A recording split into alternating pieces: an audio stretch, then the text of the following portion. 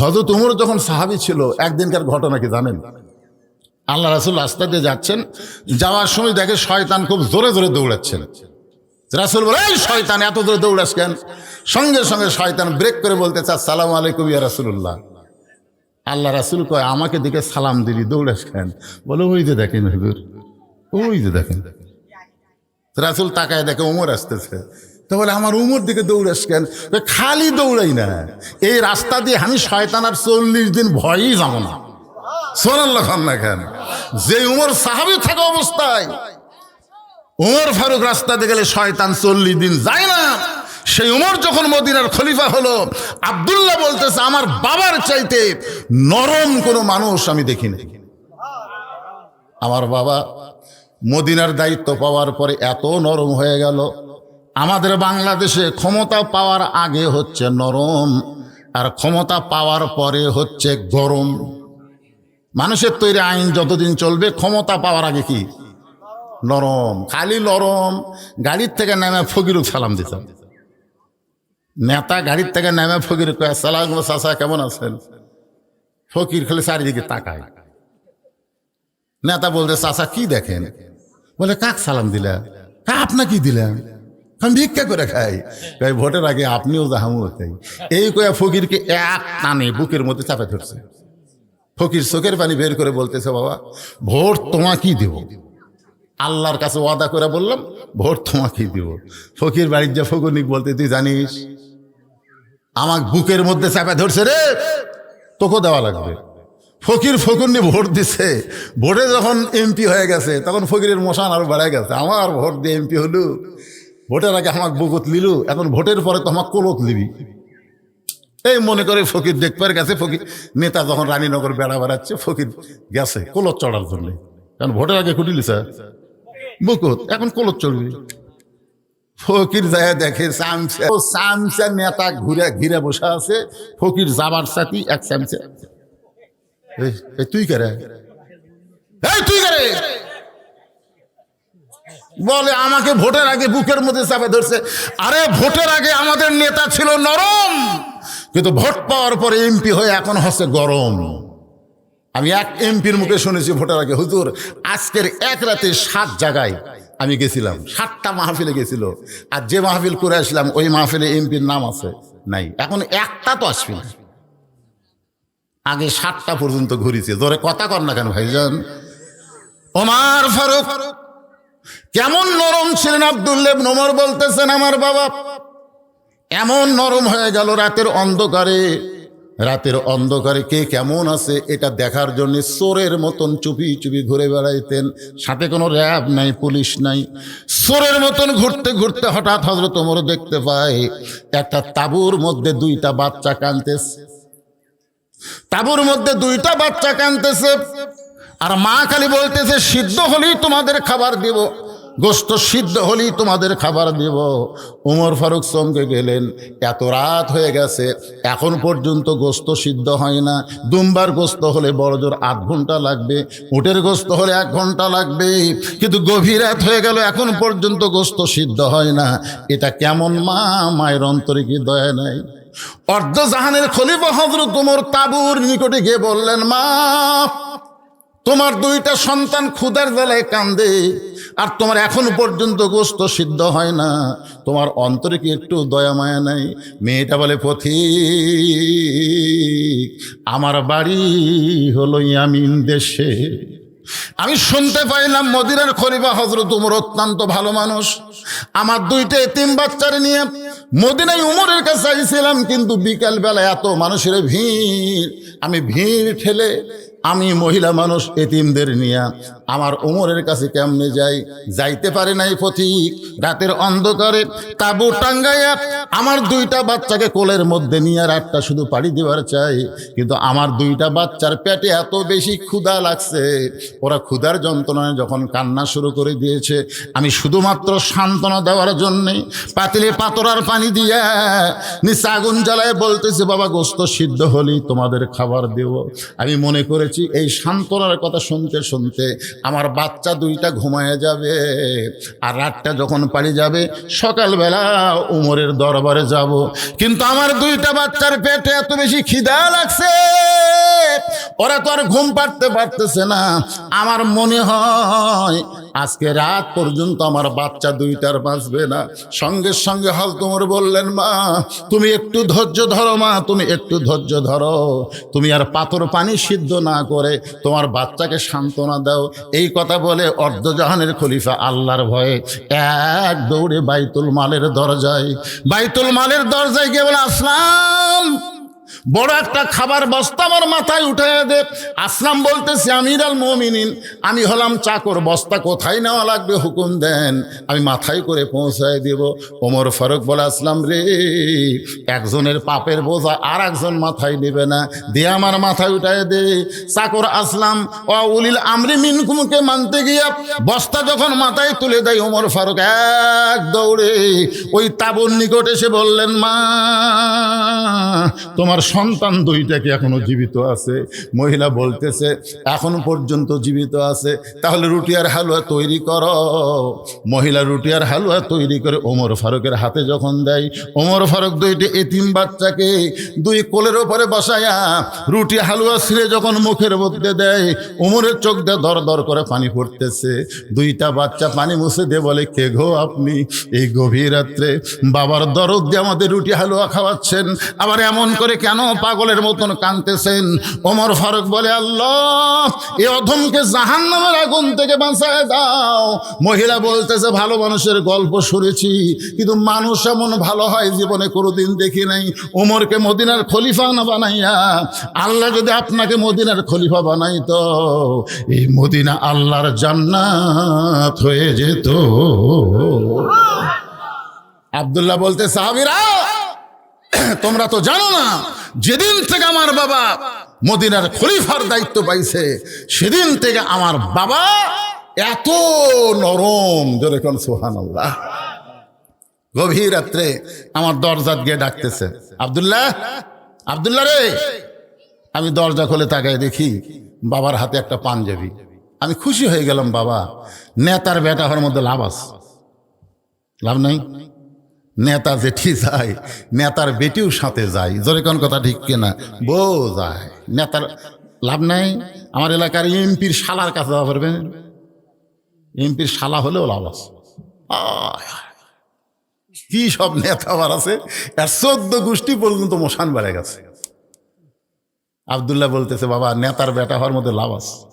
বাইতুল মাল থেকে আমার একটা পাঞ্জাবি দিছে, আপনি গভীর রাত্রে আর একটা দিবে রাখছেন। সাথে সাথে ওমর ফারুক আল্লাহর কোরআন থেকে তেলাওয়াত করলেন, ইন্নাল্লাহা ইয়ামুরুকুম আন তুআদ্দুল আমানাতি ইলা আহলিহা ওয়া ইযা হাকামতুম বাইনান নাস আন তাহকুমু বিল আদল। যেরকম আল্লাহু আকবার। আব্দুল্লাহ কি বলতেছিস? তুই একটা পাঞ্জাবি পাইছিস, আমি তোর আর একটা দিবে রাইছি? আরে পাগল, এটা আমার ভাগে পড়ছে। এত ছোট পাঞ্জাবি পরে আগামীকাল খুতবা কেমনে দেই? এই জন্য তোর কাছে গভীর রাত্রে আইছি, তোর কাপড়টা আমাকে দান কর। কারণ মুসল্লির দিকে কেউ তাকায় না, সবাই তাকায় ইমামের দিকে। জোরে কোন কথা ঠিক কিনা? তোর পাঞ্জাবি খাটো হলে পুরানো হলে অসুবিধা কি, কিন্তু আমার তো একটু বড় লাগবে বাসান। আব্দুল্লাহ বলে, গভীর রাত্রে আমার কাপড়ের অংশ যখন বাবাকে দান করে দিলাম, বাবার পিছনে পিছনে আমি রওনা দিয়ে দেখি ঘরের মধ্যে ঢুকেই তার কাপড় আমার কাপড় একত্র করে বাবা লম্বা জুব্বা বানায় খুতবা দেয়। এখন তোমরাই বলো, আমার বাবার খুতবা শোনা যায় কি না যায়? সমস্ত সাহাবীরা চিল্লায় বলতেছে, আল্লাযী খালাকাল মাউতা ওয়াল হায়াতা লিয়াবলুয়াকুম আইয়ুকুম আহসানু আমালা। আল্লাহর কোরআন দিয়ে যখন রাষ্ট্র চলবে, এমন সুন্দর আমলের নেতা মুসলমানেরা দেখতে পাবে। এই কোরআন যখন চলবে, আমাদের যুবকগুলো কেমন সুন্দর হবে, মুরব্বীগুলো কেমন হবে, এমন কি পর্দার অন্তরালে মা বোনেরা আছে না নাই, এরা কেমন হবে, কি রকম ভালো। আজকে আমি গ্রামের মধ্যে গিয়া দেখি এক লোক ফেরুওয়ালা যাচ্ছে, আর বলতে চুল চুল। আমি চিন্তা করলাম কে রে, চুল চুল কি? তো খুব জোরে ওর সামনে যা বললাম, ভাই কিসের চুল? হুজুর আপনি জানেন না এই মেয়েরা চুল বেছে? তুই চুল কিনিস মানে কি রকম দাম? কমপক্ষে 12,000 টাকা কেজি। 1 কেজি চুলের দাম 12,000। আপনারা এখন হিসাব করে বলেন তো, আপনাদের কারো বউ যদি মাথার চুল বেচা খায় তাহলে আগে জাহান্নামে কে যাবে, বউ না স্বামী? কথা কন না কেন? সুন্দর আমলের কথা শুনবেন না? সুন্দর আমল, মাথার চুল বেঁচে খাচ্ছে। মাথার চুল শুধুমাত্র একজন ব্যক্তি নাড়িয়া চেড়া দেখতে পারবে। মেয়েদের মাথার চুল শুধু একজন ব্যক্তি নাড়িয়া চেড়া দেখতে পারবে। এমনকি মেয়ে যদি বড় হয়, বাপও মেয়ের মাথার চুল নাড়বার পারবে না। যদি আপনার বোন বড় হয়, আপনি ভাই হয়েও মাথার চুল নাড়বার পারবেন না। শুধুমাত্র স্বামী তার বইয়ের মাথার চুল নাড়িয়া চেড়া দেখতে পারবে। প্রয়োজন হলে মাথার চুল কামড় দিয়ে ঘুম পাড়বে, প্রয়োজন হলে মাথার চুল মাথার মধ্যে লিয়ে ঘুম পাড়বে, মজা পাবে। কিন্তু একমাত্র স্বামী ছাড়া মেয়েদের মাথার চুল কেউ লাড়বার পারবে না। কিন্তু যারা কিনতেছে, আপনারা বলেন তো, এরা লাড়াচাড়া নিচ্ছে না? নেওয়ার পরে বলতেছে ভাবি হতে হতেই হলো না, আর সামান্য, বোঝেন না, 1 টাকার ওজন 200 টাকা, আর সামান্য সামান্য নাই। তখন বলতেছে ভাই রে আজকে তো আর নাই, দেখি তো চেষ্টা করি। ঘরের মধ্যে যায় মুড়িয়া চিরুনি দিয়ে আপনি যে প্যারাশুট কিনে দিচ্ছেন, আপনি জুই তেল কিনে দিতে লাভ নাই তো। ওই খালি মটমট করে ছিঁড়ে নিয়ে এসে বলতেছে দেখো তো ভাই, লাড়াচাড়া বলতেছে হতে হতে যা, আগামী আসলে বেশি দিবেন। এখন আপনি বলেন যে আপনার বইয়ের চুল সাধারণ একজন মানুষ লাড়ায় চাড়া হিসাব করে ওজন করে নিল, আর আপনি জান্নাতে যাবে। সুন্দর আমল করতে গেলে একটু মনোযোগ দিয়ে খেয়াল করা লাগবে। আদম আলাইহিস সালামকে আল্লাহ যখন জান্নাত থেকে বের করে দিচ্ছেন, আদম নবী কিন্তু আল্লাহর সঙ্গে একটু তর্ক করেছিলেন। সেই তর্কটা হলো, আল্লাহ আমি গন্ধম গাছের কাছে যাইনি, আমি গন্ধম ফল খাইনি, গন্ধম ফল যে আমারে খাওয়াইছে আমি জানাও খাইনি। যখন জানবার পারছি শরবতের মধ্যে গন্ধম ছিল, আমি তখন ঢুকি সিপি মারি নাই, আমার ডান হাতখানা মুখের মধ্যে দিয়া আমি রক্ত বমি করেছি। আল্লাহ এখন বলেন তো আমার দোষ কোন জায়গায়? আল্লাহ বলতেছে আদম আমি হিসাব করে দেখছি তোমার কোনোই দোষ নেই। তো তাহলে আমার যদি দোষ না থাকে তাহলে আমাকে জান্নাত থেকে বের করে দিচ্ছেন কেন? তখন আদম আলাইহিস সালামকে আল্লাহ বলতেছে আদম সত্যি করে বলো তো হাওয়া তোমার কে হয়? তখন বলতেছে আল্লাহ হাওয়া তো আমার বউ হয়। আদম বলে, আল্লাহ বলতেছে আদম হাওয়া তোমার কে হয়? আদম বলতেছে আল্লাহ হাওয়া আমার বউ হয়। আল্লাহ আবার বলতেছে আদম হাওয়া তোমার কে হয়? আদম কয় আল্লাহ একই কথা বারবার কেন কন, হাওয়া আমার বউ হয়। আল্লাহ কয় কে রে আদম, পরপর 3 বার বললাম, 3 বারই তুই বললি হাওয়া আমার বউ হয়। তো হাওয়া যদি তোর বউ হয় তাহলে বউয়ের দিকে খেয়াল করা লাগবে না? তোর বউ যে গন্ধম গাছের কাছে গেল তুই তখন কি করলি, কোথায় ছিলি? আদম কয় আল্লাহ আমি তো খেয়াল করিনি। তোর হাওয়া যখন গন্ধম ফল পাড়িয়া খেলো তখন তুই কোথায় ছিলি? আমি তো খেয়াল করিনি। তোর হাওয়া শয়তানের প্ররোচনায় পড়ে গন্ধমকে শরবত করে তোকে খাওয়ালো, তুই তখন কোথায় ছিলি? আমি খেয়াল করিনি। আল্লাহ কয় বিয়ে করবি তুই আর খেয়াল করবো আমি? আজকে যারা বিয়ে করছেন আপনার বইয়ের দিকে খেয়াল করার দরকার আছে না নাই? কথা করা আছে না নাই? আপনি এশার নামাজ মসজিদে জামাতে পড়লেন আলহামদুলিল্লাহ, কিন্তু মসজিদ জামাতে নামাজ পড়ে আপনার নিয়ত করা দরকার আমি বাড়িতে যাই দেখবো আমার বউ এশার নামাজ পড়তেছে, এই নিয়ত করে বাড়িতে ঢোকা দরকার। জোরে কোন কথা ঠিক কিনা? কিন্তু বাড়ি ঢুকে দেখতেছেন আপনার উত্তর ঘর থেকে হিন্দুদের পূজার বাদ্য হরি হরি হরি হরি। কেরে আমি মুসলমান, আমার বাড়িতে হিন্দুদের পূজার বাদ্য কেন বাজতেছে?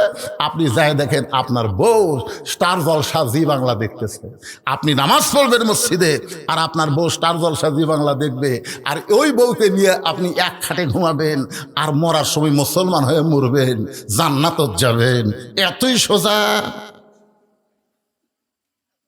সুন্দর আমল করতে গেলে সঙ্গে সঙ্গে ঘরের মধ্যে গিয়ে রিমোট কন্ট্রোল কায়দা নিয়ে বউকে কাছে নিয়ে বলবেন বিবি রে তুই যে ভারতের স্টার জলসা জি বাংলা দেখতেছিস, তুই কি জানিস রে বিবি, ওই ভারত আমাদের 400 বছর পুরাতন বাবরি মসজিদ ভাঙ্গা দিছে। ভারতে রাম মন্দির বানানোর বহু জায়গা আছে, কিন্তু অন্য কোনো জায়গায় মন্দির না বানায়া আমাদের মসজিদ ভাঙ্গে সেই জায়গায় রাম মন্দির বানাইছে। এখন তুই বল, মুসলমানের বউ হইয়া যেই ভারত মসজিদ ভাঙ্গে রাম মন্দির বানায়, সেই ভারতের চ্যানেল দেখা কি যায়? বউ চোখের পানে বের করে বলে, স্বামী গো, এই কথা কি আপনি আমাকে আগে বলবেন না? আমি কান ধরে তওবা করলাম, আর জীবনে কোনোদিন ভারতের চ্যানেল দেখব না। সুন্দর আমল করার জন্যে ছেলের কাছে ওয়াজ করা লাগবে, মেয়ের কাছে করা লাগবে। আল্লাহর নবী ঘরের মধ্যে ঢুকে দেখে 9 বছরের ফাতেমা হাতের মধ্যে চুরি দিয়া মুস্কি মুস্কি হাসতেছে। ও নবীর উম্মতেরা মনোযোগ দিয়ে শোনেন, সুন্দর আমল করতে গেলে কি করা লাগবে? 9 বছরের বাচ্চা ফাতেমা হাতের মধ্যে চুরি দিয়া মুস্কি মুস্কি হাসতেছে। আল্লাহ রাসূল ঘরের মধ্যে আর ঢুকলেন না, ঘর থেকে বাইরে গেলেন। ফাতেমা চমকে গেল, সেই বাবা আমাকে ঘরের মধ্যে ঢুকে আমাকে মা মা বলে আদর করে। নবীর 4টা মেয়ের মধ্যে নবী সবসময় বলতো 3টা আমার মেয়ে আর 1টা হলো আমার মা। জোরে কান সুবহানাল্লাহ। নবী সাহাবীদের মধ্যে একদিন বলতে হঠাৎ, হাসান হোসেন 2 ভাই 2 কোলত বসে আছে, বুঝলেন? 2 কোলে বসে আছে কে? হাসান হোসাইন। আর এমন সময় নবী গল্প শুরু করছে, এই সাহাবীরা, আল্লাহ আমাকে 3টা মেয়ে দিছে, তোমরা জানো? সাহাবীরা জিব্বাত কামড় খাচ্ছে। কোরআন শরীফে আল্লাহ বলেছে, নবী যখন কথা বলবে নবীর মুখের আগে কোনো কথা বলা যাবে না। নবী যখন চলবে নবীর সামনেও চলা যাবে না। তো যেই বলতেছে আল্লাহ আমাকে 3টা মেয়ে দিছে, সাহাবীরা জিব্বাত কামড় খাচ্ছে, কারণ সবাই জানে মেয়ে হলো 4টে। নবী বলতেছে, আমার বড় মেয়ের নাম হলো জয়নাব, আমার মেজো মেয়ের নাম হলো রোকেয়া, আমার ছোট মেয়ের নাম হলো কুলসুমা। রে সাহাবীরা, আল্লাহ আমাকে 3টা মেয়ে দান করেছে। আমার বড় মেয়ের নাম হলো জয়নাব, আমার মেজো মেয়ের নাম হলো রোকেয়া, আমার ছোট মেয়ের নাম হলো কুলসুমা। রে সাহাবীরা, আল্লাহ আমাকে 3টা মেয়ে দান করেছে। এ কথা বলা মাত্রই হাসান হোসেন লাভ দিয়ে উঠছে। লাভ দিয়ে বলতে, চ ভাই চ, থাকা যাবে না রে। আমার মাও গরিব দেখে মেয়ে কথা বলাই ভুলে গেছে। আমার মাও যে আর একটা মেয়ে এখন পর্যন্ত মুখ দিয়ে উচ্চারণ করতেছে না। গরিবের কোনো দাম নাই ভাই, সহ ভাই।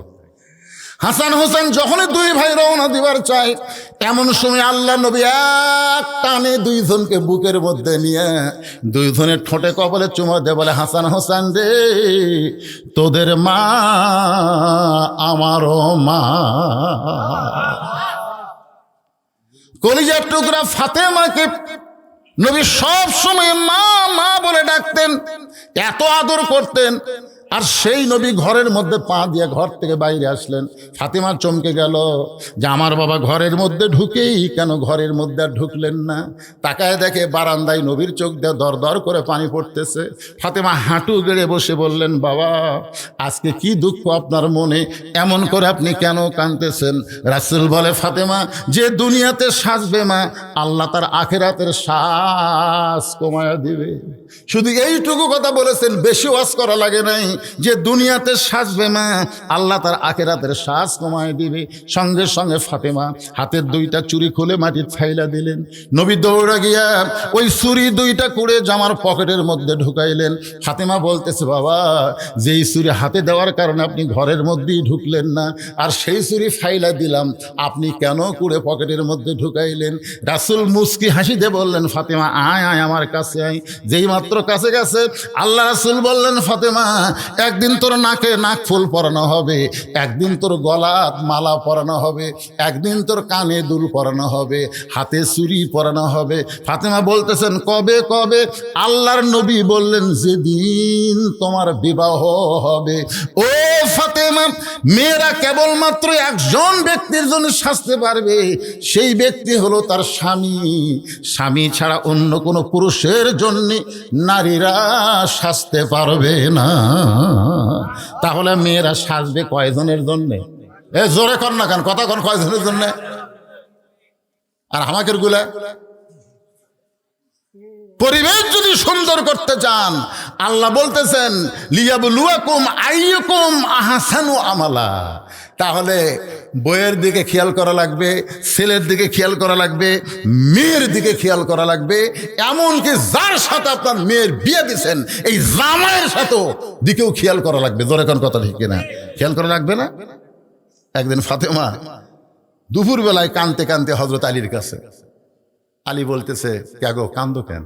বলে কান্দার কারণ হলো হাসান হোসেন না খেয়ে ঘুমাচ্ছে, ঘুমোর থেকে উঠেই খাবার চাবে, গোটা ঘর খুঁজে দেখি কোনো খাওয়া নেই, এমনকি আপনার পকেটে একটা পয়সাও নেই। আপনি বাপ তো কি বুঝবেন, বেটারা চেতন পালি আমাকে ধরবি, মা খাবার দাও, মা খাবার দাও। আলী বলতেছে, তাহলে আমি কি করি? কত ধনী ধনী যুবক তোমার বাপক প্রস্তাব দিল তোমাকে বিয়ে করার জন্যে, তোমার বাপ আমার মতো এক গরিবের সাথে বিয়ে দিল, এখন তো আমার করার কিছুই নেই। ফাতেমা বলতেছে, কান্দেন না, একটা কাজ আছে। এই বলে একটা ওন্না আলীর হাতে দিয়ে বললেন, এইটা বিক্রি করে আজকের দিনে যে টাকা হবে সেই টাকার খাবার নিয়ে আসে। হযরত আলী সঙ্গে সঙ্গে ফাতেমার কপালে একটা চুমা দিল, যে এইরকম অভাবের মধ্যেও যে বউ স্বামীর উপর রাগ করে না, খুশি থাকে। সুবহানাল্লাহ কর না কেন? আমাদের ঘরেতে এই মাল আছে, সবই আনিসির ভাই, খালি পেঁয়াজের কথা খেয়াল নাই। ওরে গরম রে, আমি বললাম কে রে? তাই বলে কি এক পেঁজও নাই? ওই একসাথ চলবি তো, একসাথ চলবি তো, খালি ওয়াজ করা খান তো, পরের বাড়ির খান, বহু কথা শুনলেন। ওন্নাখানা আলীর হাতে দিয়ে বললেন, স্বামী গো মনে কষ্ট নিবেন না, এই ওন্নাটা বিক্রি করে যেই টাকা হবে সেই টাকা দিয়া আপনি খাবার নিয়ে আসবেন। লিয়াবলুয়াকুম আইয়ুকুম আহসানু আমালা। উপর দিকে তাকাচ্ছেন কেন? কি হচ্ছে? আবার বৃষ্টি হচ্ছে তো পড়ুক, আপনাদের সুযোগ কি আজকে? যেই শরীর ভিজে যাবে মেয়র আর বৃষ্টিতে, ওই শরীর আল্লাহ জাহান্নামের জন্য হারাম করে দিবে। ওয়াবতাগু ইলাইহি ওয়াসিলা। আল্লাহ কোরআনে বলেছেন, ওয়াসিলা তালাশ করো। তুমি মনে করো না তোমার নেকি দিয়া, নামাজ দিয়া, রোজা দিয়া তুমি জান্নাত যাবে, এটা মনে করো না। আমি আল্লাহ যে কোনো একটা ওসিলাই তোমাদেরকে জান্নাত দিয়ে দিব। আজকের মাহফিল এই জান্নাত পাওয়ার একটা ওসিলা হতে পারে। কি বলেন? পারে কি পারে না? ভাইজান, যেটি পানি পড়বি ওটি বসবে, পড়ুক। এমনও হতে পারে সারিবুদ্দি সালসা, এই পানি যে শরীরে পড়বে, এক বছর কোনো ডাক্তারের কাছে যাওয়া লাগবে না। আল্লাহ পারে কি পারে না? ধরে কেন? হ্যাঁ, যেটি পড়তেছে ওটি লেন, দেখি কি হয়। এটা যাতা জায়গা না, যতক্ষণ থাকবেন ততক্ষণ ফেরেশতারা আপনাদের পরিবেশন করে দাঁড়িয়ে থাকবে। এটা যাতা জায়গা নয়, এটার নাম হলো রিয়াজুল জান্নাহ। হযরত আলী ওন্নাখানা নিয়ে বাজারের মধ্যে ঘুরতেছেন, কিন্তু পকেট থেকে বের করার সাহস পাচ্ছেন না। কারণ বের করলেই যখন খরিদ্দার জিজ্ঞাসা করবে, আলী ভাই ওন্না কার, তখন যদি বলি আমার বইয়ের, অবশ্যই চিন্তা করবে পুরুষ মানুষ যখন বইয়ের জিনিস বেচা খায়, এই পুরুষ হলো দুর্বল পুরুষ। আপনারা বলেন তো, পুরুষ মানুষ বইয়ের জিনিস বেচা খাওয়া, ই কি সবল না দুর্বল? ভাত খাওয়ার সময় খালি বারবার স্বামী বলতেছে, হতে হচ্ছে না, হতে হচ্ছে না। বউ কয়, কি হচ্ছে না গো? আমার জমির ধারে এক জমি বার আছে তো ৮০,০০০ টাকা দাম, কিন্তু আমার কাছে ৬০,০০০ টাকা আছে, খালি ২০,০০০ টাকার জন্যই হচ্ছে না। বউ বলতেছে, ইন্নাল্লাহা মাস সাবিরিন, ধৈর্য ধরেন, এবার না হয় সামনে বার হবে। তো বলতে, তোর বাপের জায়গা যে আমার জন্য ১ বছর থুবি। বউ কয়, আমার উপর আপনি চেতেন কেন? বলে, চেতার কারণ হলো তোর যে গলাত মালা আছে, বিয়ের সময় তোর বাপ তোকে দিছে, ও যে ১ ভরি সোনার মালা। আরে মালা ঠিকই আছে, ওটা মালার সাইজ আছে, ওই মালার চল এখানে। এই ভাত খাইতে খাইতে শপথ করে বলতেছি, তাহলে মালাটা আমার খুলে দে, জমিটা আমি কিনি, আগামী বছর এই টাইমে তো ২ ভরি সোনার সাইজ মতো মালা বানিয়ে দেবেন। মুসলমানের বাচ্চা আর আমি একটা ভাত খাইতে খাইতে শপথ করছে, বউ বিশ্বাস করে খুলে দিছে, ওই বেশি জমি লিছে। ১ বছর হয়ে গেছে, বউ কিন্তু সবকিছু ভুলে গেলেও অনেক কিছু বলে না। ১ বছর পরে বলতেছে, কে গো, গত বছর যে মালা বেচা খেলে ২ ভরি দিবার ছিল, আমার ২ ভরি লাগবে না, ১ ভরি দাও, ১ ভরি দাও। তখন স্বামী বলতেছে তুই বদরুল রশিদের ওয়াজ শুনিসনি? বদরুল রশিদ আবার কি ওয়াজ করছে? বদরুল রশিদ ওয়াজ করছে মেয়েরা কেবলমাত্র এক ব্যক্তির জন্য সাজতে পারবে, সেই ব্যক্তি হলো তার স্বামী। স্বামী ছাড়া অন্য কারোর জন্য সাজাই জায়েজ নাই। তো তোকে যদি আমাকে মালা ছাড়াই ভালো লাগে তাহলে মালা আর কি দরকার? কারণ ভালো লাগা হলো অন্তরের জিনিস রে। বউ চিন্তা করে এই তো সিটার রে। বইয়ের জিনিস যারা বিক্রি করবে তারা হলো দুর্বল পুরুষ। হযরত আলী চিন্তায় পড়ে গেলেন, ওন্না বের করে যদি বিক্রি করতে চায় আর খরিদ্দার যদি জিজ্ঞাসা করে আলী ভাই এই ওন্নাটা কার, আমি তো মিথ্যা বলতে পারবো না, আমাকে বলতে হবে হাসান হোসেনের মার। তাহলে অবশ্যই চিন্তা করবে আলী দুর্বল হয়ে গেছে, বইয়ের জিনিস বেচা খায়। এই চিন্তা করতে করতে হযরত আলী যখন অন্যার পকেট থেকে বের করতেছেন না, এমন সময় এক খরিদ্দার আলীর সামনে সালাম দেয়, বলে আলী ভাই আমার মনে হয় আপনি কিছু বিক্রি করবেন। সুবহানাল্লাহ বলেন। আলী চিন্তায় পড়ে গেল, আমি বিক্রি করব দুনিয়ার কেউ জানে না, শুধুমাত্র কে জানে? আমার পকেটের মধ্যে ওন্না, এটা দুনিয়ার কেউ জানে না। আলী তাকায় দেখে ওই খরিদ্দার ব্যাগটা এরকম ফাঁক করে ধরেছে, ওই ফাঁকের মধ্যে হযরত আলী যখন ওন্নাখানা দিলেন, ওই খরিদ্দার একটাবারও ওন্নার দিকে তাকাইলো না, ওই ব্যাগটার মুখ চেপে ধরে আলীর হাতে 6টা দেরহাম দিয়ে যখন চলে যায়, হযরত আলী 6টা দেরহাম নিয়ে এক দৌড়ে খাবার দোকানে। লিয়াবলুয়াকুম আইয়ুকুম আহসানু আমালা, আল্লাহ পরীক্ষা করতেছে সুন্দর আমলের। একটু মনোযোগ দিয়ে শোনেন।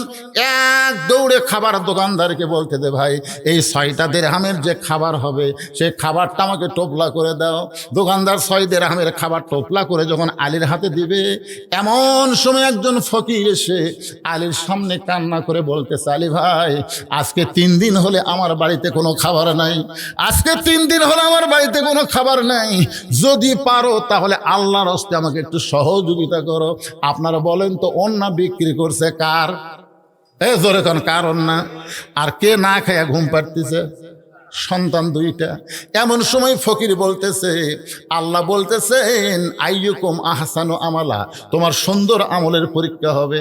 আলী চিন্তায় পড়ে গেলেন, কি করব এখন, কি করব? খাবার টোপলা নিব না ফকিরকে আমার হাতের 6টা দেরহাম দিব? আল্লাহর কোরআন বলতেছে আম্মা সাইলা ফালা তানহার, সাইলকারীকে খালি খালি ফিরাস না। আল্লাহর কোরআনকে বিশ্বাস করে ফকিরকে 1টা দেরহাম দিবার চায়, আর 5টা দেরহাম দিয়ে ওই খাবার টোপলার কিছু অংশ বাদ দিয়ে আলী নিবার চাই। এই নিয়তে ফকিরকে যখন 1টা দেরহাম দিবে, এমন সময় আল্লাহর কোরআন আবার এসে বলতেছে ওমা তুনফিকু মিন শাইইন ফি সাবিলিল্লাহি ইউফা ইলাইকুম ওয়া আনতুম লা তুজলামুন।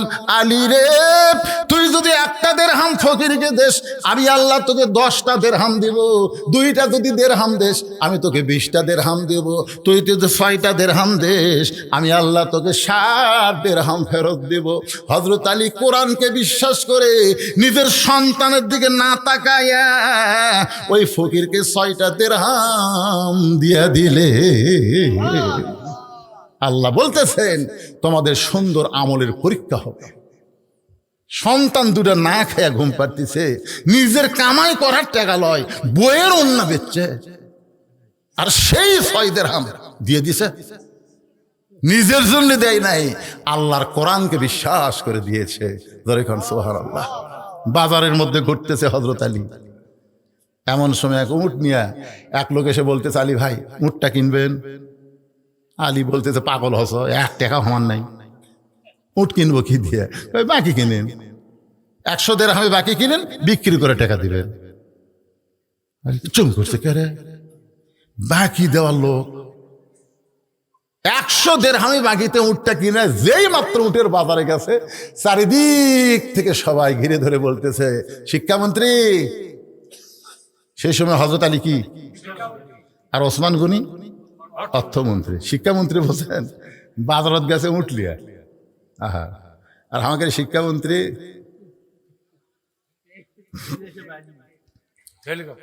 সবাই ঘিরে ধরে বলতেছে, আলী ভাই কবে থেকে উটের ব্যবসা শুরু করলেন? কবে থেকে উট বিক্রি করার ব্যবসা শুরু করলেন? কারণ আলেম মানুষ যখন বাজারে যায় সবাই কিন্তু ঘিরে ধরবার চাই। জোরে খান কথা ঠিক কিনা? এখন তো আর আমি বাজারে যাই নাই, গেলি সেলফি। আমি জিনিস কিনতেছি, একজন হাত ধরে কান্দে, হুজুর মার্কেটে তো 10 বছর 10টা পাঠামো, যেটা পছন্দ হয় সেটা নিই, আপনি এখন আর বাড়ান না হুজুর। চিন্তা করে দেখেন, চারিদিক থেকে সবাই ঘিরে ধরছে, তুই আমুয়া মানুষ নয়, আনা মাদিনাতুল ইলমি ওয়া আলিউ বাবুহা। রাসূল বলেছেন আমি ইলমের শহর, আলী হচ্ছে তার দরওয়াজা। আল্লাহ বলেছেন আলী আসাদুল্লাহিল গালিব, আলী হচ্ছে আল্লাহর সিংহ। ধরে কান সুবহানাল্লাহ। সবাই যখন ঘিরে ধরেছে এমন সময় এক খরিদ্দার এসে বলতেছে, আলী ভাই বেশিক্ষণ আপনাকে বাজারে থাকার দরকার নাই, এই উটটার দাম কত নেবেন? আলী বলতেছে আমি আর দাম চাইবো না, তোমার যা মনে হয় একটা দাম কও। খরিদ্দার বলতেছে 160 দিরহাম আপনাকে দিয়ে দিলাম। 100 দিরহাম উট আলাকে ফেরত দিয়ে বাকি 60টা দিরহাম নিয়ে হযরত আলী চলে আসলেন দোকানদারের কাছে। দোকানদারকে বললেন, ভাইজান খবর কি? 2 বস্তা খাবার প্যাকেট করো।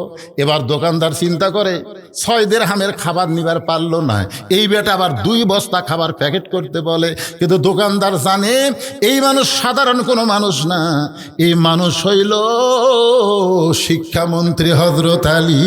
ধরে গান সুবহানাল্লাহ। 2 বস্তা খাবার প্যাকেট করে বলে, ভাইজান। আলী বলতেছে দাম কত হবে? বলে 60টা দিরহাম দিলেই চলবে। দোকানদারকে 60টা দিরহাম দিয়ে 2 বস্তা কান্দে করে নিয়ে হযরত আলী বাড়ির দরজায়, এতক্ষণ ফাতেমার দরজার কাছেই ছিল, কারণ অন্যা বিক্রি করার টাকা দিয়ে আমার স্বামী খাবার টোপলা নিয়ে আসবে। কিন্তু স্বামীর কান্দে 2টা বস্তার দিকে ফাতেমা আস্তে করে দরজায় খিল মেরে দিল। আলী বলতেছে আসসালামু আলাইকুম ইয়া আহলাল বাইত, এই বাড়ির মধ্যে যারা আছো সবার উপর আল্লাহ রহমত বর্ষিত হোক। ফাতেমা বলতেছে ওয়ালাইকুম আসসালাম, দরজা খোলা যাবে না।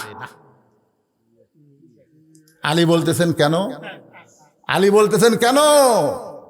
এই জন্যই যাবে না, আপনি 10,000 টাকার চাকরি করেন আর 12,000 টাকার ঘর ভাড়া নেন, মাসে মাসে আবার ইলিশ কিনেন, গোস্ত কিনেন, এই টাকা আপনি কোথায় পান? আপনি কোথায় পান? আজকে প্রত্যেকটা এমপি, প্রত্যেকটা চেয়ারম্যান, প্রত্যেকটা মেম্বার, প্রত্যেকটা মন্ত্রীর বউ যদি হিসাব কড়াই ঘন্টায় নিত, একটা স্বামীও অন্যায় করতে পারতো না। জোরে কোন কথা ঠিক কিনা? আর অন্য বিক্রি করার টাকা দিয়ে বড় জোরে 1 টোপলা খাবার হবে, আর আপনি 2 বস্তা খাবার কান্দত করে নিয়ে এসে সালাম দিচ্ছেন। ওয়ালাইকুম সালাম বলা যাবে, কিন্তু দরজা খোলা যাবে না। তো বলতেছে দরজা খোলা যাবে না মানে? হ্যাঁ খোলা যাবে। আপনি তাহলে বলেন এই 2 বস্তা কোথায় পেলেন? আপনি বলেন। এখন আলী বলতেছে ফাতেমা 2 বস্তা কোথায় পাইলাম এটা আমি বলবো, খালি দরজাটা খোলো। ফাতেমা বলতেছে না, আগে বলেন তারপরে খুলবো। আলী বলতেছে আগে খোলো তারপরে বলবো। ফাতেমা বলতেছে না, আগে খোলেন, আগে বলেন তারপরে দরজা খুলবো। আলী বলতেছে আগে খোলো তারপরে বলবো। 10 বার হয়ে গেছে, বলা 10 বার হয়ে গেছে। এমন সময় আল্লাহর কোরআন লিয়াবলুয়াকুম আইয়ুকুম আহসানু আমালা, আল্লাহর কোরআন বলতেছে আর রিজালু কাওয়ামুনা আলান নিসা, পুরুষ থাকবে উপরে, নারী থাকবে নিচে। দীর্ঘ বহু বছর আমরা মেয়ে মানুষের তলে ছিলাম, আমাদের কোনো বরকত ছিল না। ঈদের আগ দিয়ে দেখবেন পেঁয়াজের দাম বেশি, এর দাম বেশি, এর দাম বেশি। এই ইউনুস মরদ আসার পরে বাজার ঠিক ছিল রোজার মাসে, এবার তারেক যে আসার পরে সব পেঁয়াজ আলা আরো বাড়ি বাড়ি দেয়, কয় 1 ধরা 100। রোজার মাসে পেঁয়াজের যে কি দাম ভাই, এবার 100 টাকা দিলে 5 কেজি দেখে। আর আলুর দিকে থাকানি যাচ্ছে না, আলু আলাদা।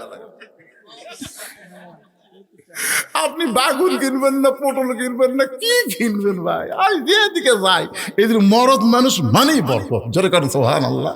এই মেয়ে মানুষের তলে থেকে আমরা এত বছর বুঝবার পারিনি পারে।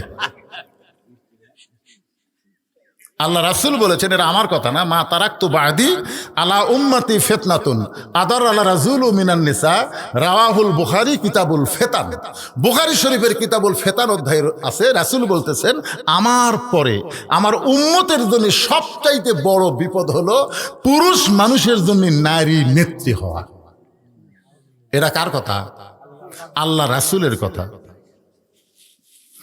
বুখারী শরীফের হাদিস আপনাদের শোনাইলাম, একটু মনোযোগ দিয়ে শুনবেন। আলী চিন্তা করতেছে আল্লাহর কোরআন সামনে দাঁড়ায় যখন বলতেছে আর রিজালু কাওয়ামুনা আলান নিসা, পুরুষ থাকবে উপরে, নারী থাকবে নিচে। ফাতেমা যদি দরজা না খোলে তুই বলিস না, যদি দরজা না খোলে তুই বলিস না।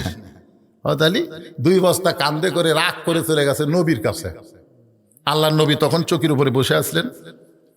আলীর কান্দর 2 বস্তা দেখে নবী দৌড়ে এসে আলীর কপালে একটা চুমা দিয়ে নিজের হাতেই 2 বস্তা নামাই নিলেন। আল্লাহ রাসূল যখন নামাই নিলেন, আগে দিছে কপালের চুমা, জামাইয়ের কপালের চুমা খাচ্ছে, খাইয়া 2 বস্তা নামে দিছে। এখন তো চুমা খাওয়াও দোষ। সৌদি আরবে প্রথম যখন যাই, ওই জায়গা বুঝছেন, আমার একটা ওয়াজ ভাইরাল হয়েছিল। সে ওয়াজটা হলো তোমার হুঁশ নেই। একটা ওয়াজ ভাইরাল হয়েছিল, আপনারা শুনছেন, তোমার হুঁশ নেই। এটা 7 সালে ভাইরাল হয়েছিল, আর আমি 11 সালে হজ করবার গেছি। কাকিয়ান একটা বাজার আছে বুঝলেন, ওই বাজারত এত বাংলাদেশি, আর প্রত্যেকটা বাংলাদেশি এই হুঁশ নেই ওয়াজ শোনে। তাই আমি ওই বাজারত গেছি, বেড়াবার গেছি। তে আমাকে এক লোক কোটি পরিচিত, খুব একটা না, আধা পরিচিত, আমাকে বলে হুজুর, আচ্ছা বাংলাদেশ থেকে এত আলেম ওয়াজ করবার আসে, এই হুঁশ নেই আসে না? এই হুঁশ নেই মানে এই ওয়াজটা কিন্তু আমার তখন ভিডিও ছিল না বুঝছেন, রেকর্ড ওই মোবাইলে অডিও। এই হুঁশ নেই বক্তা।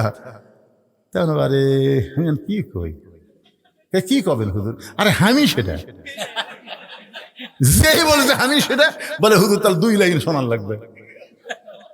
আমি যে 2 লাইন কষি ওরকে মোবাইলে মিলে গেছে। ওরা খালি সমানে মোবাইল করে লাগছে বুঝছে। সবাই আসে, কেউ কপালত চুমা, কেউ কানত চুমা, কেউ দাড়ির চুমা, কেউ হাতত চুমা, ওরকে চুমা খাওয়া দেখে আমি হায় হায় এতই চুমা খায় ভাই। আল্লাহ রাসূল নিজের জামাইয়ের কপালে চুমা খাচ্ছে, অসুবিধা আছে? নিজের হাতে 2টা বস্তা নামায় এনেছে। বস্তা 2টা নামানোর পরে আল্লাহ নবী তাকায় দেখে আলীর মুখটা গোমরা দেখা যায়। আল্লাহ রাসূল বলে, আলী রে, আমি তোমার কাঁধের থেকে 2টা বস্তা নামাই নিলাম, তোমার কপালে চুমু দিলাম, এরপরেও তোমার মুখটা ভার কেন? আলী বলতে যে হুজুর আপনি বাবা ভালো, কিন্তু আপনার মেয়ে ভালো না, কবারই পারেনি। শুধু বলতেছে আপনি বাবা ভালো, কিন্তু আপনার মেয়ে। সঙ্গে সঙ্গে আল্লাহ নবী শাহাদত আঙ্গুলি তুলে বলেছে, খবরদার আর নিচে নামিস না, আর নিচে নামিস না, আমার মেয়ে কি? বলে হুজুর কবারই দিবেন না? আল্লাহ রাসূল বলতেছে বলা লাগবে না, বলা লাগবে না। ফাতেমার দরজা না খোলার পিছনে কারণ হলো 4টা কারণে ফাতেমা তোমার জন্য দরজা খোলেনি, তুমি জানো? আলী বলতে হুজুর কি কারণ? আল্লাহ রাসূল বলে 1 নম্বর কারণ হলো ফাতেমার ওন্না কে কিনেছে, তুমি জানো? আলী বলতে হুজুর আমি তো জানি না।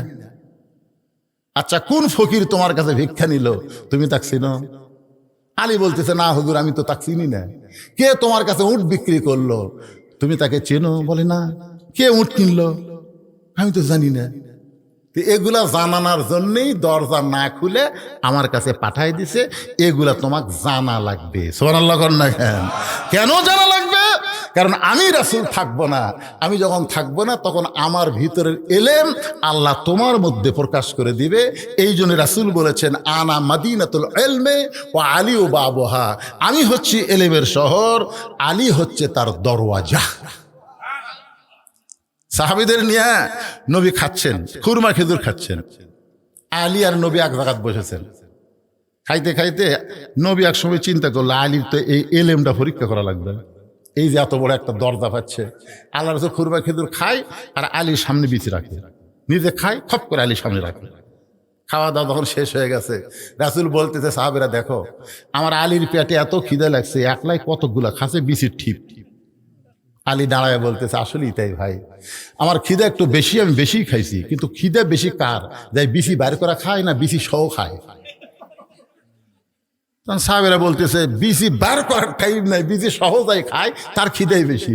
বলতেছে দেখো নবীর সামনে একটাও বিচি নাই, তার মানে বোঝা গেল খিদে আমার বেশি না, খিদে নবীরই বেশি।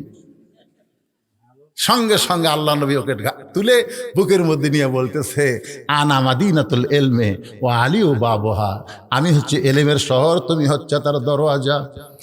আল্লাহ রাসূল বলে আলী রে, আমার কলিজার টুকরা ফাতেমা পর্দানিশী, আর পর্দানিশীর ওড়না দুনিয়ার কোনো মানুষ কিনুক এটা আমার আল্লাহ পছন্দ করে না, কারণ আল্লাহ পর্দানিশীদের ভালোবাসে। পর্দানিশী নারী যারা আল্লাহর ভালোবাসা পায় তারা, আমার মায়েরা যারা পর্দার অন্তরালে বসে আছেন, মা আপনার যদি আল্লাহর ভালোবাসা পাবার চান তাহলে ফাতেমার মতন পর্দানিশী হওয়া লাগবে। ফাতেমা কেমন পর্দানিশী? একদিন খাদিজাতুল কুবরা বলতেছে, ইয়া রাসূলুল্লাহ, আমার বড় মেয়ে জয়নাব যখন আমার পেটের মধ্যে ছিল, আমার পেটটা উঁচু হয়েছিল, আমার পেটের বাচ্চা যখন জয়নাব প্রসব করলো, আমি তখন প্রসব বেদনা পাইছিলাম। ওগো আল্লাহর নবী, আমার রোকেয়া যখন পেটের মধ্যে ছিল আমার পেটটা উঁচু হয়েছিল, রোকেয়া যখন দুনিয়াতে আসলো আমি প্রসব ব্যথা পাইলাম। ওগো আল্লাহর নবী, আমার কুলসুমা যখন দুনিয়াতে পেটে আসলো আমার পেটটা উঁচু হয়ে গেল, পেটের ওজন হলো। কুলসুমা যখন দুনিয়ায় ভূমিষ্ঠ হইল তখন আমি প্রসব ব্যথা পাইলাম। কিন্তু আল্লাহর শপথ করে বলতেছি, আমার কলিজার টুকরা ফাতেমা যখন আমার পেটের ভিতরে, আমার পেটটা উঁচু হয়েছিল ঠিকই, কিন্তু আমার পেটে কোনো ওজন হয় নাই। আমার ফাতেমা যখন ভূমিষ্ঠ হলো আমি খাদিজা তাকায় দেখি আমারও কোনো কষ্ট তো হয়ই নাই, বরং ফাতেমার দুইটা হাত ফাতেমা তার ইজ্জতের উপরে ঢাইকা দুনিয়াতে প্রসব হলো। আমি মা হইয়াও আজও পর্যন্ত ফাতেমার ইজ্জত কোনোদিন দেখিনি। আল্লাহ রাসূল বলে, খাদিজা রে, তুমি শুধু জন্মের সময় দেখেছো ফাতেমার ইজ্জত ঢাকা অবস্থায়, তুমি কি জানো এই দুনিয়াতে আল্লাহ তাআলা ফাতেমাকে এমন একটা ডিগ্রি দিবে যেই ডিগ্রিটা হবে সাইয়্যিদাতুন নিসাই আহলেল জান্নাহ, ফাতেমা তো জোহরা, ফাতেমা হবে জান্নাতি নারীদের নেত্রী। এমনি এমনি আপনার কোন এমনি এমনি? আমার মায়েরা যারা বসে আছেন পর্দার অন্তরালে, এত কষ্টের মধ্যে ফাতেমা কোনদিন স্বামীকে কষ্ট দেয়নি, পর্দার খেলাপ করেনি। একদিন গভীর রাত্রে হযরত আলী চেতন পায়ে দেখে হাসান হোসেন দুইজন ঘুম পাড়তেছে ডান ধারে, আর বাম পাশে ফাতেমা নাই। স্বামী গভীর রাত্রে চেতন পায়ে দেখতেছে বেটা দুইটা ঘুম পাড়তেছে আর বউ নাই। তাহলে এখন কি বুঝলেন? বউ থাকা লাগবে কোন পাশে? এ কথা কন না কেন? যেটি ইচ্ছে সেটি ছুটছে, থন হায়াত কমা যাবি, হুড়াহুড়ি বন্ধ হবি না। বাম পাথরের বাঁকা হাড় দিয়া আল্লাহ মা হাওয়াকে সৃষ্টি করছেন, এই জন্য বউক থবেন বাম পাশে আর বাচ্চাগুলো সব ডান পাশে। এই স্বামী স্ত্রীর মাঝখানে কোনো কোল বালু চলবি না। বাচ্চা যদি থোবাতে চান তো মায়ের আবার বাম পাশে থবেন, ছোট বাচ্চা দুধ খাওয়া বাচ্চা থবেন, কিন্তু আপনার মাঝখানে থন না। কারণ মরদ মাছ ঘুমের ও করে দিল, বাচ্চার মুখে হাত তুলে দেয়, ওই নিঃশ্বাস আজকে মরে দেবি, জোরে কোন কথা ঠিক কিনা? কিন্তু মা পারবি না, কারণ মায়ের নারীর সাথে একটা সম্পর্ক আছে। এই জন্য মা কোনোদিন বাচ্চার মুখের ওপর হাত তুলে দিবি না, যতই ঘুম পাড়ুক।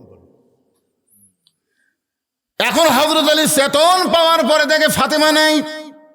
গভীর রাত্রে ফাতেমা গেল কোন জায়গায়? আমি আমার নারীদের জন্য বলতেছি, মা বোনদের জন্য, লিয়াবলুয়াকুম আইয়ুকুম আহসানু আমালা, যে সুন্দর আমলের পরীক্ষা হবে এটা বোঝানোর জন্য বলতেছি। আলী চমকে গেল, তাহলে ফাতেমা গেল কোন জায়গায়? দরজায় গিয়া তাকায় দেখতেছে ফাতেমা মরুভূমির মধ্যে কালো একটা চাদর মাথায় দিয়ে খুব জোরে জোরে হাঁটতেছে। আলীর সন্দেহ হয়ে গেল, এই গভীর রাত্রে আমার বউটা এই কালো চাদর মাথায় দিয়ে কোথায় যায়? যত বড় হুজুর হোক না কেন, ভিতরে সন্দেহ আছে না নাই? নিরাপদ দূরত্ব বজায় রেখে হযরত আলী পিছনে পিছনে হাঁটতেছে। ফাতেমা এমন একটা জানলার কাছে গিয়ে দাঁড়াইছে, এই জানলাটা হলো আল্লাহর নবীর ঘরের জানলা। জানলার কাছে গিয়ে বলতেছে, বাবা, আজকে যদি আমার মা খাদিজা দুনিয়াতে জীবিত থাকতো আমি আপনার কাছে কোনোদিন আসতাম না। মা যখন দুনিয়াতে থাকে না তখন মেয়েরা বাধ্য হয়ে বাবার কাছে আসতে হয়। মা যখন দুনিয়াতে থাকে না মেয়েদের যত কথা, কার সাথে? এ কথা কর না কেন? কার সাথে? বাপের সাথে। আমার 3টা মেয়ে আছে, আমার তো কোনো ছেলে নেই। আমার কোনোই ছেলে নেই, 3টা মেয়ে আছে।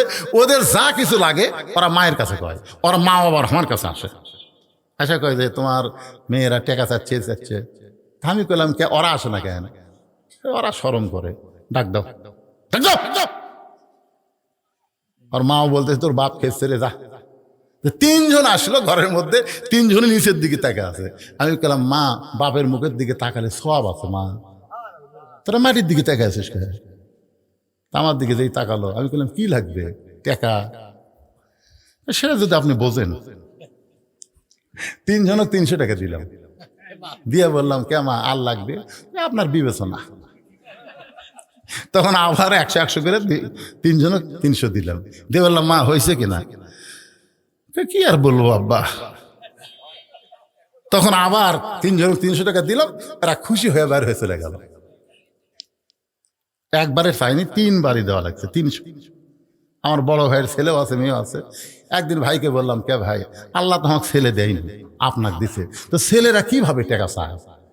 আমার ভাই রাগ করে বলতেছে, শালা লাগবে 100 চায় 1000। এখানে এইভাবেই বলতেছে, শালা লাগবে 100 চায় 1000।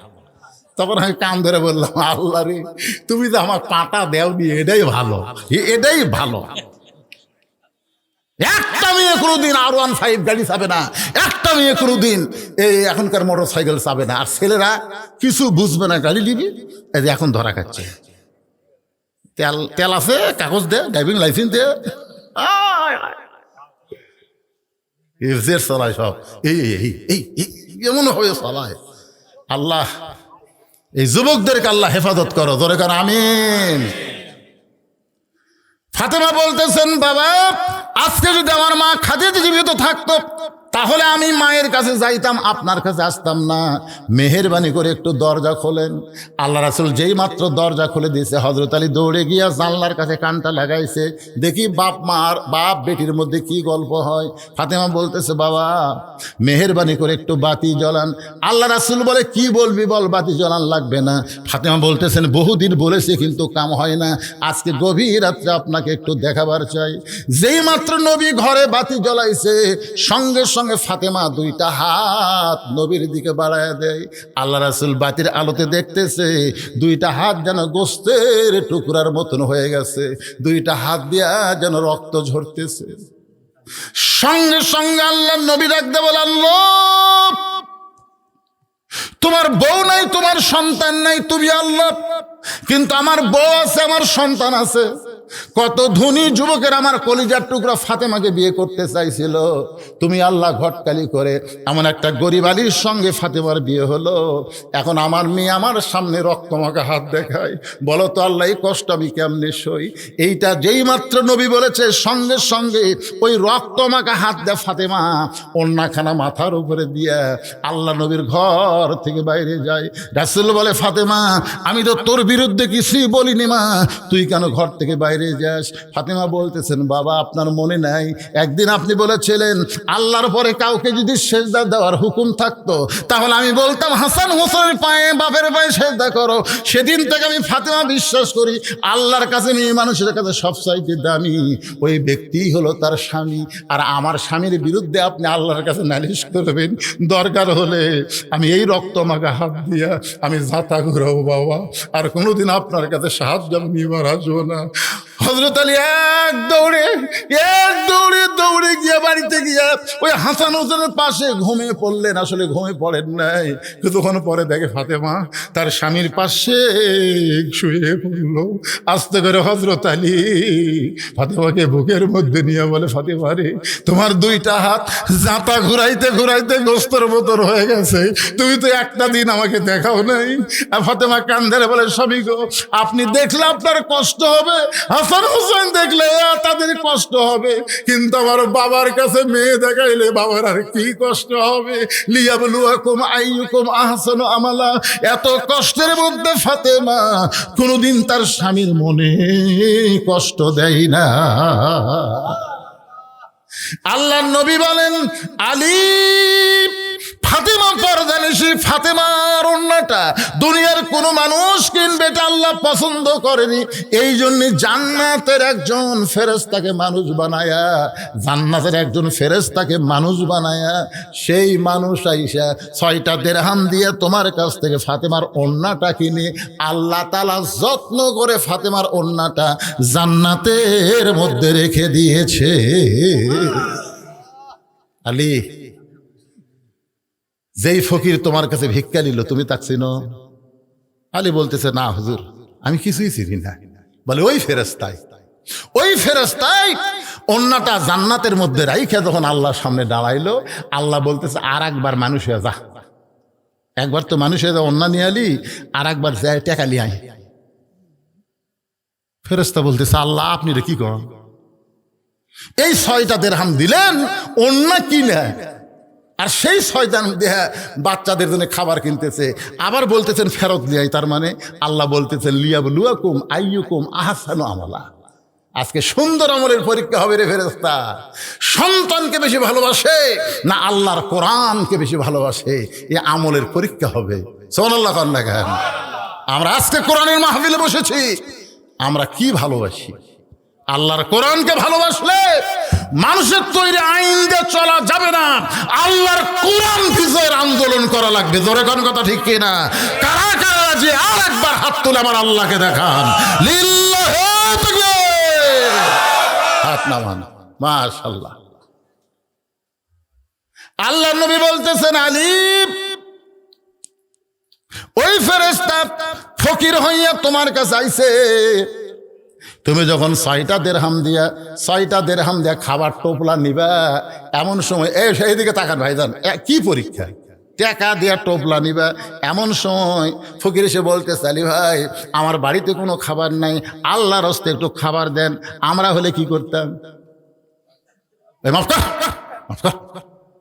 মানে আমি আমার গ্রামে দেখি এক ফকির এক বাড়ির ভিক্ষা চাই, 2 বাড়ি বাদ দিয়ে আর এক বাড়ির যায়। আমি একদিন ফকিরকে বললাম, কে রে ভাই, মনে কিছু লিও না, এই বাড়ির ভিক্ষা চাইলে মাঝখানে 2 দরজা বাদ দেয়, ওই দরজাত গেলে কারণ কি? হুজুর আপনি ভিক্ষা করছেন কোন দিন? আমি বললাম, না আমি তো করিনি। তাহলে বুঝবেন কেমন? একটু বোঝা দরকার ভাই, বলো তো। বলে হুজুর ওই 2 বাড়ির কমপক্ষে 10 বার ভিক্ষা চাইছি, প্রত্যেক বাড়ি বলেছে মাফ করো। তো যারা ফকিরের কাছে মাফ চায়, আপনি কি করেন? আমার সময়ের দাম নেই। আমি এই 2 বাড়ি তালাক দিছি হুজুর, ওই 2 বাড়িতে আবার ভিক্ষা চাই না, যেটি পাই সেটি যাই। চিন্তা করে দেখেন, ফকিরেরও কিন্তু মশান আছে। আপনার কি ভাবছেন ওটা মশান না? এখন বাচ্চার জন্য খাবার টোপলা নিচ্ছে, আর এমন সময় ফকির এসে যখন সায়েল করছে, আল্লাহর কোরআন হযরত আলীর সামনে দাঁড়িয়ে বলতেছে, আম্মা সাইলা ফালা তানহার, সায়েলকারীকে খালি খালি ফিরাস না। রাসূল বলে, আলী তুই 1টা দিরহাম দিবার চাইছিলি, আর 5টা দিরহাম দিয়ে খাবার নিবার চাইছিলি। আল্লাহ পাক আমারে জানাইছে, পরক্ষণে তোর উপর আবার কোরআনের আয়াত বলে বলতেছে, ওয়ামা তুনফিকু মিন শাইইন ফি সাবিলিল্লাহি ইউওয়াফা ইলাইকুম ওয়া আনতুম লা তুজলামুন। আলী রে 1টা দিরহাম দিলে তুই 10টা পাবি, তাহলে 6টা দিলে 60টা পাবি। তুই কোরআনকে বিশ্বাস করে নিজের সন্তানের দিকে না তাকাইয়া ওই ফকিরকে 6টা দিরহাম যখন দিয়ে দিলি, ফকির 6টা দিরহাম যখন আল্লাহর কাছে ফেরত দিয়ে কাঁদতেছে ফেরেশতা রূপে। আল্লাহ বলে, কান্দিস কেন? বলে, ছেলের জন্য, সন্তানের জন্য খাবার টোপলা নেওয়া হলো না। আল্লাহ বলে, ফেরেশতা আলী যেই কোরআনকে বিজয়ের আন্দোলনে সুন্দর আমলে বিশ্বাস করেছে, আলীকে আমি আল্লাহ দুনিয়াতেই পুরস্কার দেব। তুই একটা উট নিয়ে বাজারে যা, 100 দিরহামে বাকি উটটা বিক্রি করবি। 100 দিরহামে ওই ফেরেশতা মানুষ হইয়া তোমার কাছে উট বিক্রি করলো, আবার ওই ফেরেশতা খরিদ্দার হইয়া 160 দিরহামে তোমার কাছ থেকে উটটা কিনে নিল। 100 দিরহাম তুমি ফেরত দিলা, আর 60টা দিরহাম দিয়ে 2 বস্তা খাবার নিলা। তোমার কি হলো? লিয়াবলুয়াকুম আইয়ুকুম আহসানু আমালা, তুমি সুন্দর আমলের পরীক্ষায় গোল্ডেন A+ পেয়ে গেলা। আমরা যারা এখানে বসে আছি ভাই, আমরাও সুন্দর আমলের গোল্ডেন A+ পেয়ে গেছি। কি মনে হচ্ছে আপনাদের? আমরাও পেয়ে গেছি আলহামদুলিল্লাহ। যারা বসেছেন, আমি আপনাদের সামনে যে আলোচনাটুকু করলাম, এই আলোচনা মোতাবেক বক্তা শ্রোতা সবাইকে আল্লাহ আমল করার তৌফিক দান করুক, সকলে বলে আমিন। আমি 10টার সময় উঠতাম, কিন্তু 10টা আমি উঠিনি, খালি আসমানের দিকে চিন্তা করছি। এমনি তো লোকজন আসে নাই, আবার যদি ওই 10টা বারবার যাই, তাহলে যদি হঠাৎ বৃষ্টি হয়, করে বক্তা বসে তুই এত ওয়াজ শুনবার দিল না। এই জন্যে আসার সাথে সাথে ওখানে সন্ধ্যার মাহফিলে আমি খাই না। কি জন্য খাই না? সন্ধ্যার মাহফিলে খাওয়া দাওয়া করলে ওয়াজ করা যায় না। আমি নিয়ত করছিলাম, এখানে ওনাকে বলছিলাম সকালে, ভাই আমি কিন্তু যায়া একটু খাওয়া দাওয়া করে রেস্ট নিয়ে তারপরে উঠবো। কিন্তু এখানকার মাহফিলের পরিবেশ দেখে এখন পর্যন্ত আমি কিছুই খাইনি, এক গ্লাস পানি পর্যন্ত খাইনি, এ না খাইয়া খালি কাম সারতেছে। দীর্ঘ সময় আপনাদের শুনালাম, প্রথম দিকে যে অবস্থা দেখছিলাম কলজায় ভাঙ্গে গেছিল। এখন মোটামুটি আলহামদুলিল্লাহ অবস্থা ভালো দেখে খুবই ভালো লাগতেছে। সবাই ইস্তেগফার পড়ে আল্লাহর কাছে দোয়া করবো। আল্লাহ সবাই ইস্তেগফার, আস্তাগফিরুল্লাহ রব্বি মিন কুল্লি জামবি ওয়া তুবু ইলাই, আস্তাগফিরুল্লাহ রব্বি মিন কুল্লি জামবি ওয়া তুবু ইলাই, লা হাওলা ওয়ালা কুওয়াতা ইল্লা বিল্লাহিল আলিয়্যিল। যারা বাইরে আসো ভিতরে আসো, এখন তবরক দেওয়া হবে, আসো সব ভিতরে আসো, ভরে যাও না, তবরক খাওয়ার জন্য না, আগে থেকেই ভরে গেছে। হ্যাঁ, যারা ছেলে পেলে বাইরে আছে আমি তাদেরকে বলতেছি সবাই চলে আসো, সবাই ভিতরে আসো, আমরা প্রাণ খুলে দোয়া করবো। এমন মাহফিল নাই তো, প্রত্যেকটা মাহফিলে কম বেশি আদায় থাকি, জোরে কোন কথা ঠিক কিনা? আর এই মাহফিলটা এর আগেও আমি আইছি, এখানে কোনো এটা কি বাবা, হ্যাঁ মাশাআল্লাহ, 12 এপ্রিল তারিখ হচ্ছে 12 এপ্রিল, শফিকপুর পশ্চিম পাড়া। এখানকার বক্তা হচ্ছে ডক্টর আব্দুল বারী রশিদ, মানে আমারই জামাই ওরা। মাশাআল্লাহ মাশাআল্লাহ, এই শ্বশুর দেখলে এখন জামাই দেখবি। মাশাআল্লাহ, আমার জামাই এখন ডক্টর, বাবা ডক্টর আব্দুল বারী রশিদি, কুষ্টিয়া না, কুষ্টিয়া ভার্সিটি থেকে ডক্টরেট করছে, ওখান থেকেই পাশ করছে, এখন ওখানেই জয়েন করার চেষ্টা করতেছে, ওখানেই হয়তো প্রভাষক হবে। আপনারা সবাই তার জন্য দোয়া করবেন। তিনি আসবেন 12 এপ্রিল। আপনাদের কারো কিছু বলার আছে বাবজান? আল্লাহুম্মা আমিন, আল্লাহুম্মা আনতাস সালাম ওয়া মিনকাস সালাম, তাবারাকতা ইয়া যাল জালালি ওয়াল ইকরাম। আয় আল্লাহ তাআলা, সকাল বেলা থেকে আমাদের কালতে বৃষ্টি পড়া শুরু হয়ে গেল। মনে করেছিলাম আজকের 2টা মাহফিল হয়তো বৃষ্টির কারণে হবে না। আয় আল্লাহ তাআলা, যখন মাদাই মুড়ি মাহফিল শুরু করলাম, এত জোরে বৃষ্টি শুরু হলো, তখন মনে হচ্ছিল মাহফিল 2টা হবে না। মাদাই মুড়ি মাহফিল শেষ হয়ে গেল, গাড়িতে চড়ে শরীফপুরের দিকে যখন রওনা দিলাম, আবার টপ টপ করে বৃষ্টি পড়া শুরু হলো। মাবুদ, এই যে বৃষ্টির মধ্যেও তোমার বান্দারা আরামের বাড়ি, আরামের ঘুমকে বাদ দিয়া তোমার কোরআন নবীর হাদিসকে ভালোবেসে এই জান্নাতের বাগানে বসে ঘন্টার পর ঘন্টা আলোচনা শোনার শেষে আমি গুনাহগারের সঙ্গে রহমতের দরজায় ফকির হয়ে দোকানা হাত তুলেছে। মেহেরবানি করে আজকের মাহফিল আমাদের সকলের হেদায়েতের জন্যে, নাজাতের জন্যে, জান্নাতের জন্যে কবুল করো। এই মাহফিলের শুরু থেকে শেষ পর্যন্ত যত আলোচনা হয়েছে আল্লাহ, এর মধ্যে যদি ত্রুটি হয়, ভুল হয়, মাফ করে দিও। এর যা হাদিয়া মঞ্জুর করো। সোনার মদিনায় নবী পাকের রওজা মুবারকে আল্লাহ তুমি কবুল করে নিও। মদিনা কত সুন্দর নাম, মদিনা। এই মদিনার মানুষটা যে কত সুন্দর, যার সাত ভরা মুখ কেউ যদি একবার দেখতে পায়, তার জন্য আল্লাহ জাহান্নামের আগুন হারাম। জান্নাতুল মুমিন, শহীদ শহীদান, জান্নাতুল বাকি, জান্নাতুল মাওয়া, পৃথিবীর যত গোরস্থানে যত মুর্দা শুয়ে আছে আল্লাহ সকলের আরওয়াহ পরে হাদিয়া কবুল করো। আল্লাহ এই শহীদপুর গোরস্থানে যত মুর্দা শুয়ে আছে আল্লাহ মেহেরবানি করে সকলের কবর জান্নাতের টুকরা কবুল করো। আল্লাহ আমরা যারা হাত তুলেছি, আমাদের মধ্যে জনম দুঃখিনী মা যাদের কবরে গেছে আল্লাহ, 2023 সালের 25 ডিসেম্বর আমার মা দুনিয়া থেকে চলে গেল। আয় আল্লাহ তাআলা, কতদিন ওয়াজ করে বাড়ি যাইতাম, বউকে বলতাম চেতন থেকো, কিন্তু কোনোদিন তো দেখলাম না যাবার অপেক্ষায় বউটা আমার চেতন আছে। আমার মা যে ঘরে ঘুমায় ওই ঘরের জানলার পাশ দিয়ে হেঁটে গেলে জুতার শব্দ শুনে মা বলে, বাছা আমি ঘুমাই নাই। এই দরদের মা, এই দরদের মা যাদের কবরে গেছে আল্লাহ, আজকে তোমার কাছে দোয়া করি মায়ের কবরকে জান্নাতের টুকরা বানায়া দাও। বাবার বাড়িঘর সবই আছে, সব কিছু রাইখা বাবা আমাদের এতিম হয়ে কবরের ঘরে গেছে। আল্লাহ মেহেরবানি করে বাবার কবরকে জান্নাতের টুকরা বানায় দাও। আমাদের দাদা দাদি নানা নানি আত্মীয় স্বজন শ্বশুর শাশুড়ি যাদের কবরে গেছে আল্লাহ কবরবাসীদের মাফ করে দাও। আল্লাহ শফিকপুর গ্রামবাসীর উপরে রহমত বরকতের দরজা খুলে দাও। যারা কষ্ট করে মেহনত করে হাজার হাজার টাকা খরচ করে এই জান্নাতের বাগান দোয়ার মাহফিল লাগাইছে আল্লাহ, মোনাজাত শেষ হয়ে গেলে বাগান ভাঙ্গে যাবে, আবার একটা বছর পর জান্নাতের বাগান লাগবে। ততক্ষণ পর্যন্ত জীবিত থাকার গ্যারান্টি তো আমাদের কারো নাই। হতে পারে আজকের মাহফিল আমাদের জীবনের শেষ মাহফিল, হতে পারে আজকের মোনাজাত আমার জীবনের শেষ মোনাজাত। আল্লাহ মেহেরবানি করে আজকের মাহফিলের সম্মানিত সভাপতিকে কবুল করো, সম্মানিত সভাপতি দয়কে আল্লাহ তুমি কবুল করো। আজকের মাহফিলের বিশেষ অতিথিদের আল্লাহ তুমি কবুল করো। আমার আলেম ওলামা ভাইদেরকে তুমি কবুল করো, হাজী সাহেবদের কবুল করো, মুরব্বীদের কবুল করো, যুবকদের কবুল করো। কচি কাঁচা বাচ্চারা হাত তুলে আমিন আমিন করতেছে আল্লাহ তাদেরকেও কবুল করো।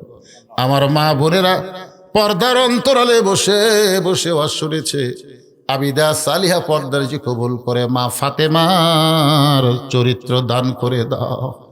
আমাদের মধ্যে আমরা যারা অসুস্থ অবস্থায় আছি আল্লাহ সুস্থতার নিয়ামত দান করো। আল্লাহ ফিলিস্তিনের মুসলমান, গাজার মুসলমান, ইরানের উপরে আল্লাহ তুমি রহমত করো। আল্লাহ মাজলুমের উপরে তুমি দয়া করো, জালেমদেরকে তুমি ধ্বংস করে দাও। আয় আল্লাহ তাআলা, ঈদের দিনে আমরা কত আনন্দ করলাম, ঈদের নামাজ পড়লাম, কিন্তু গাজার মুসলমান বাইতুল মুকাদ্দাসে ঈদের নামাজ শুরু করেছিল, হায়নার দলেরা নামাজটাও পর্যন্ত পড়তে দিল না। আল্লাহ তুমি কোথায় আছো? আল্লাহ তুমি সব দেখতেছ, তুমি ছাড়া মুসলমানের কেউ না। আল্লাহ আল্লাহ আমার বাংলাদেশের প্রতি রহম করো আল্লাহ। আল্লাহ চারিদিকে আমাদের শত্রু, আল্লাহ আমাদেরকে গিলে খাবার চায়। আয় আল্লাহ তাআলা চারিদিকে শত্রু যেই দেশের থাকে সেই দেশ যে কত বড় বিপদে। আল্লাহ সমস্ত বিপদ আপদ মুসিবত থেকে আমাদের বাংলাদেশকে আল্লাহ তুমি হেফাজত করো। আল্লাহ এলাকার যুবকদেরকে আল্লাহ তুমি 5 ওয়াক্ত নামাজি কবুল করো। আল্লাহ এত সুন্দর মসজিদ, মসজিদ যেন নামাজি ভরপুর হয়ে যায়, আল্লাহ তুমি কবুল করো। সুবহান রাব্বিকা রাব্বিল ইজ্জাতি আম্মা ইয়াসিফুন ওয়া সালামুন আলাল মুরসালিন আলহামদুলিল্লাহি রাব্বিল আলামিন। ওয়াজাল আখিরাতি কালিমাতুনা ইনদাল মাউতি। সকলে পড়েন লা ইলাহা ইল্লাল্লাহু মুহাম্মাদুর রাসূলুল্লাহ।